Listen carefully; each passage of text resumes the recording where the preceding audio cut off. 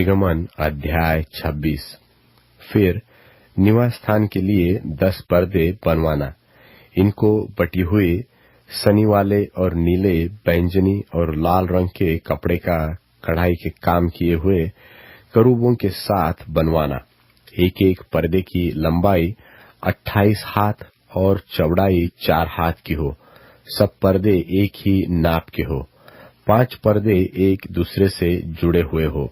फिर जो 5 पर्दे रहेंगे वे भी एक दूसरे से जुड़े हुए हो, और जहां ये दोनों पर्दे जोड़े जाए वहां की दोनों छोरों पर नीली नीली फलियां लगवाना।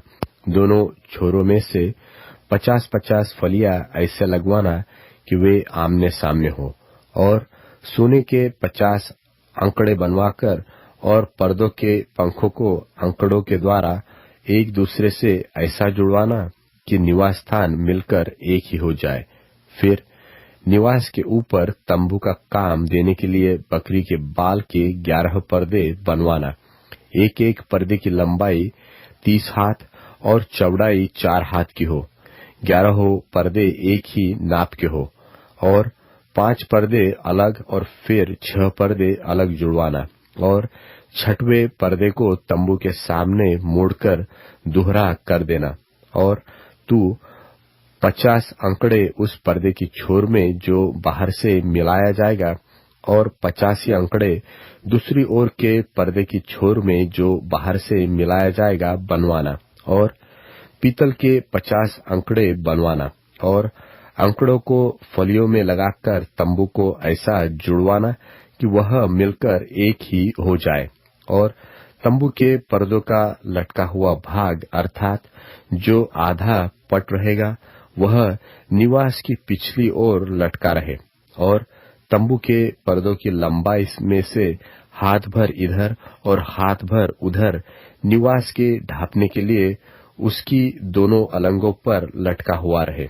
फिर तंबू के लिए लाल रंग से रंगी हुई मेंढों की खालों का एक ओढ़ना और उसके ऊपर सुइयों की खालों का भी एक ओढ़ना बनवाना। फिर निवास को खड़ा करने के लिए बबूल की लकड़ी के तख्ते बनवाना। एक एक तख्ते की लंबाई 10 हाथ और चौड़ाई 1.5 हाथ की हो। एक एक तख्ते में एक दूसरे से जुड़ी हुई 2-2 चूलें हो। निवास के सब तख्तों को इसी भांति से बनवाना। और निवास के लिए जो तख्ते तू बनवाएगा उसमें से 20 तख्ते तो दक्षिण की ओर के लिए हो, और 20 तख्तों के नीचे चांदी की 40 कुर्सियां बनवाना, अर्थात एक एक तख्ते के नीचे उसके चूल्हे के लिए 2-2 कुर्सियां। और निवास की दूसरी अलंग अर्थात उत्तर की ओर 20 तख्ते बनवाना, और उनके लिए चांदी की 40 कुर्सियां बनवाना, अर्थात एक एक तख्ते के नीचे 2-2 कुर्सियां हो। और निवास की पिछली अलंग अर्थात पश्चिम की ओर के लिए 6 तख्ते बनवाना, और पिछले अलंग में निवास के कोनों के लिए 2 तख्ते बनवाना, और ये नीचे से 2-2 भाग के हो, और दोनों भाग ऊपर के सिरे तक एक एक कड़े में मिलाए जाए, और दोनों तख्तों का यही रूप हो। ये तो दोनों कोनों के लिए हो, और 8 तख्ते हो, और उनकी चांदी की 16 कुर्सियां हो, अर्थात एक एक तख्ते के नीचे 2-2 कुर्सियां हो। फिर बबूल की लकड़ी के बेंडे बनवाना, अर्थात निवास की एक अलंग के तख्तों के लिए 5 और निवास की दूसरी अलंग के तख्तों के लिए 5 बेंडे, और निवास की जो अलंग पश्चिम की ओर पिछले भाग में होगी उसके लिए 5 बेंडे बनवाना, और बीच वाला बेंडा जो तख्तों के मध्य में होगा वह तंबू के एक सिरे से दूसरे सिरे तक पहुंचे।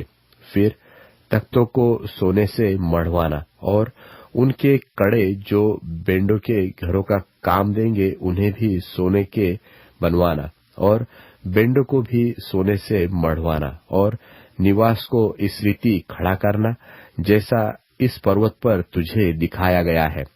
फिर नीले, बैंगनी और लाल रंग के और बटी हुई सूक्ष्म सनी वाले कपड़े का एक बीच वाला पर्दा बनवाना।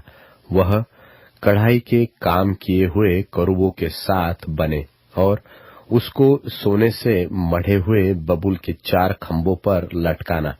इनकी हकड़ियां सोने की हो और ये चांदी की 4 कुर्सियों पर खड़ी रहे और बीच वाले पर्दे को अकड़ियों के नीचे लटकाकर उसकी आड़ में साक्षी पत्र का संदूक भीतर लिवा ले जाना। सो वह बीच वाला पर्दा तुम्हारे लिए पवित्र स्थान को परम पवित्र स्थान से अलग किए रहे। फिर परम पवित्र स्थान में साक्षी पत्र के संदूक के ऊपर प्रायश्चित के ढकने को रखना और उस पर्दे के बाहर निवास की उत्तर अलंग मेज रखना और उनकी दक्षिण अलंग मेज के सामने दिवट को रखना। फिर तंबू के द्वार के लिए नीले, बैंजनी और लाल रंग के और बटी हुई सूक्ष्म सनी वाले कपड़े का कढ़ाई का काम किया हुआ एक पर्दा बनवाया और इस पर्दे के लिए बबूल के 5 खंभे बनवाना और उनको सोने से मढ़वाना। उनकी कड़ियां सोने की हो और उनके लिए पीतल की 5 कुर्सियां ढलवाकर बनवाना।